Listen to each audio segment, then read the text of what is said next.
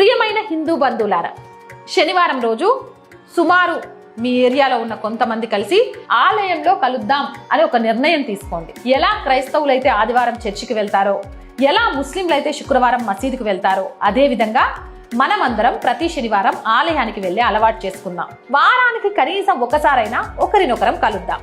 ఈ రోజు ఖాళీగా ఉన్న మన ఆలయాలను శక్తి మరియు ఐక్యత కేంద్రాలుగా మార్చుకుందాం. శనివారం 7 గంటల నుంచి 7:30 వరకు ఆలయానికి తప్పకుండా వెళ్దాం. ఒకసారి ఊహించండి, భారతదేశంలో లక్షలాది ఆలయాలు ఉన్నాయి.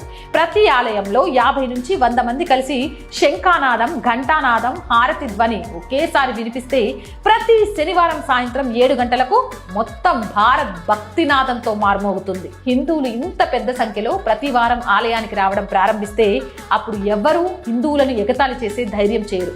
సంబంధాలు పెరుగుతాయి, సమాజంలో ఐక్యతతో బలపడుతుంది. ఈ సందేశం మీకు నచ్చితే దయచేసి అన్ని గ్రూపుల్లో షేర్ చేయండి.